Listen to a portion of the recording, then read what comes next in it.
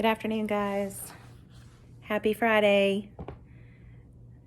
I think we've got most of the technical difficulties worked out, so I'm just going to be uploading everything through YouTube to make it easier for everyone to access, especially those who don't use Facebook. So I am going to pick up with Making Bombs for Hitler. And where we last left off, I was kind of in the middle of chapter 8, which was titled Gray Ghosts. So we learned that Xenia came back and she works in a metal factory. So they're like sanding down metal, and so it makes them all gray looking because they're covered with dust, which is not good for them to breathe in because that gets into their lungs. So then they end up taking turns washing each other's laundry before lights out. And Lida falls asleep. And when she wakes up, she realizes it's after supper time. And then she realizes that nobody got any supper. So they're just working off of that sawdust bread that they had eaten and that watery turnip soup that they get. So that's what they've had for the entire day. So then they've gone to sleep, and she was dreaming of her grandmother's poppy seed cookies. With a blast of the early morning whistle, the next day began. Then the next, and the next. They all knitted together with sadness, hunger, and cold. We labored through March and April and into May. Each day was much like that first Monday. We would get up in the dark and work until it was practically dark again. 12 hours was usual, although there were a few who toiled longer. Every few days, more laborers would arrive by train, yet it seemed that the camp always had room for more. On Saturdays, we finished at noon, and Sunday, glorious Sunday, we usually had off. The higher class prisoners who didn't wear the OST badge were allowed to use the train and go into town on Saturday afternoons and Sundays. A few did housekeeping for German civilians and would be fed as payment. Oksana and Marta used the privilege of their P badges to go into town and sell items that we girls in Barrack 7 made on our off hours. Sculptures made of discarded wood with a sharpened spoon as a carving tool, or small bits of embroidery made with thread and fabric I stole from the laundry. The two girls would stand in the streets hawking out items. It was a dangerous thing to do, and money was worthless in the camp, but they could barter for a piece of lard or a chunk of horse meat, and these little bits kept the rest of us in Barrack 7 alive. In the summer months, farmers would wait outside the camp on Saturday afternoons with their trucks. They would take a few lucky souls with them to work in their fields, and since there was no roll call on Sunday morning, those leaving on Saturday afternoon often wouldn't come back until Sunday night. Julie was one who would go, and so would Natalia. How I longed to tear off my OST badge and go with them. But it wasn't just the OST badge that was the problem. It was the proper papers, and those I didn't have.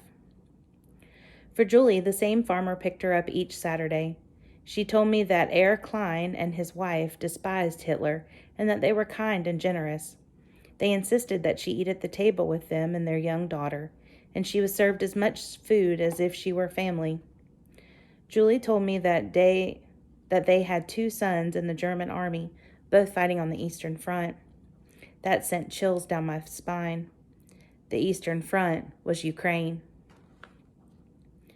Julie knew that if she was found smuggling food into the camp, she could be shot, but she took the chance when she could. Once she smuggled in a thick piece of real bread made with rye flour. I wept for joy. Natalia didn't go with the same farmer each week. Most Saturdays she was paid in food and she would share whenever she could. Once she smuggled back a handful of real coffee beans. Each of us in Barrack 7 got at least 1. I got 2. The burst of flavor when I chewed the beans was glorious, but then all night I tossed sleeplessly, wondering and worrying about Larissa. Had she been taken to a camp like this? How could she possibly prove herself useful? I had worked myself up into such a worried state that by the morning whistle I had vowed never to eat another coffee bean, no matter how delicious they were. For brief moments, snatched on the weekend, Luca and I would sit together behind the girls' wash house and talk about life before the war. His father had been a pharmacist, but his store had been confiscated by the communists. In secret, Mr. Barukovich had continued to help the sick, and he began teaching Luca the art of making medicines. But our neighbor informed on him, said Luca. Tato was paraded through the streets as an enemy of the people. Some of those he had secretly helped came out to watch. Not that I blame them. What else could they do? He was sentenced to 10 years in Siberia. Where is he now? I asked. Still there as far as I know. Or dead. He sighed. Do you have any other family? Luca nodded slowly. My mother, he said. She might be alive somewhere in Germany. She was taken as a slave laborer before I was. I want this war to end, I told him. Then you can find your parents and I can find my sister. Luca squeezed my hand. Until that time, let's watch out for each other. You are like the sister I never had. His words warmed my soul. Often, by the time the weekend came, I was so tired that all I could do was sleep. It was a way of briefly escaping the hunger and the cold and sadness. But every once in a while, on a Sunday morning from 10 until 11, the Nazis would let us have a recital, and no matter how bone-weary I felt, I always went to listen. It was astonishing how many wonderful singers were at our camp. Some people made crude musical instruments out of pieces of wood and string and metal. I would sit there and listen with tears running down my face and think of my mother's truth, that beauty could be found anywhere. Bare feet and a thin dress is not much to wear in a Bavarian winter, so the warmth of August made me feel thankful.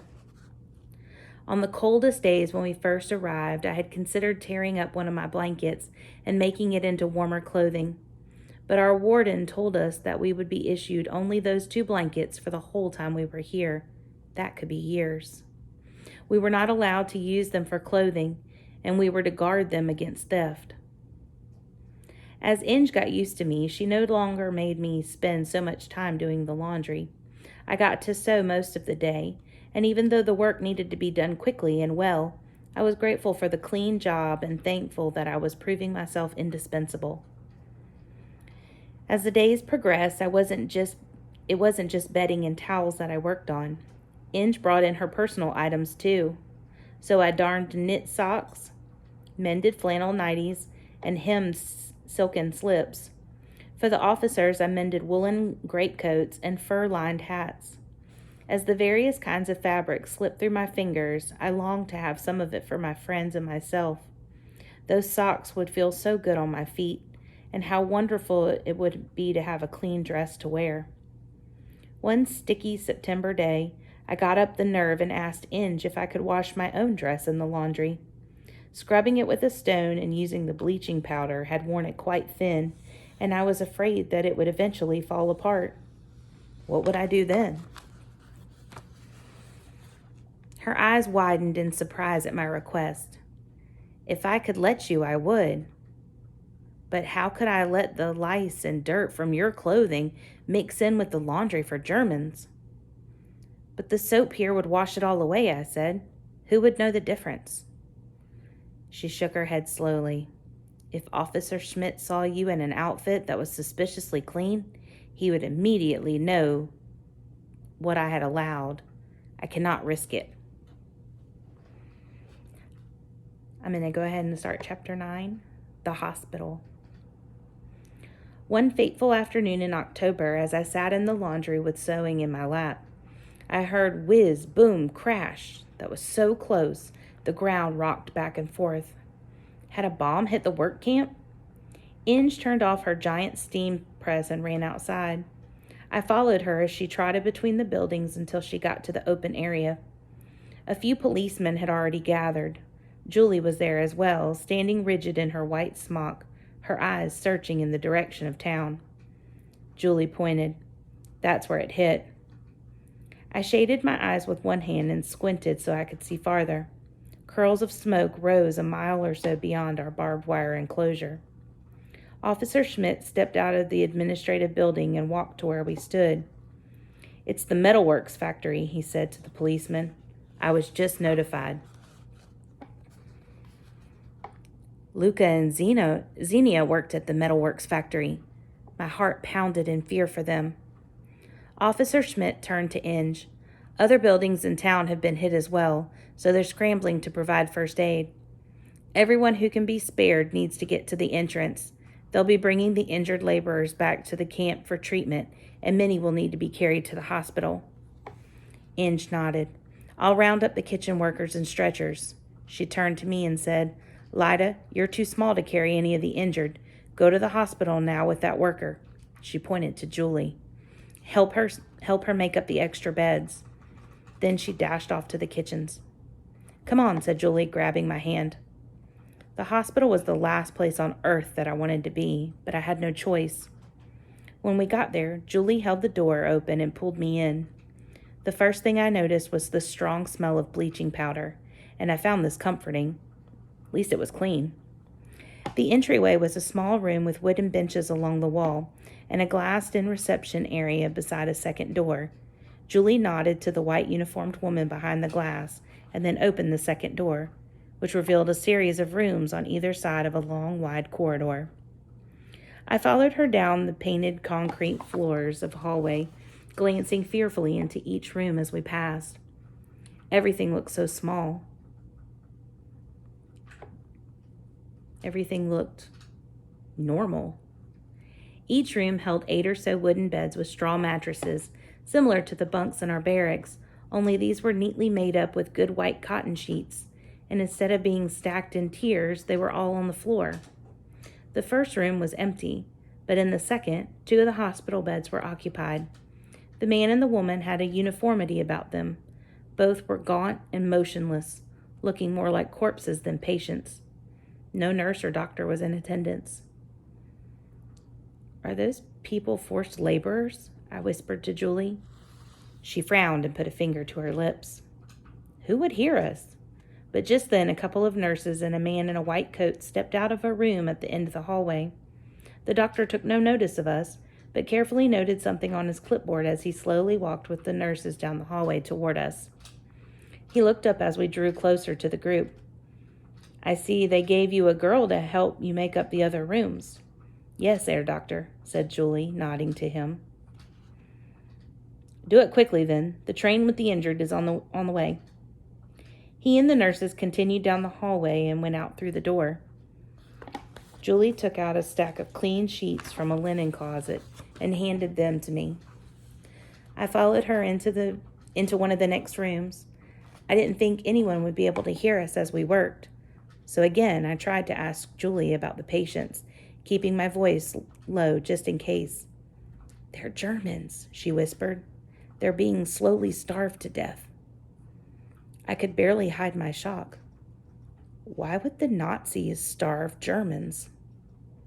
"They are no longer useful," said Julie. "The woman was a warden. She has advanced cancer, and the man has a head injury. He used to be one of the police." I continued to make the beds in silence, but my mind tumbled with conflicting thoughts and fears. A hospital was supposed to be a place of healing. But it was at a hospital that my sister was taken from me. At this hospital, some patients had been treated for injuries, but healthy children had been killed for their blood. Now here were Nazis using hospitals to kill even Germans they considered not useful. It seemed that everyone was a piece of a big machine, and if you stopped working, you were thrown out. What part of the machine was my sister being used for? She was so much younger than me. How useful could she possibly be? A dozen terrifying scenarios fluttered through my imagination. Could Larissa survive? We're going to stop there and find out what happens next time. See you then.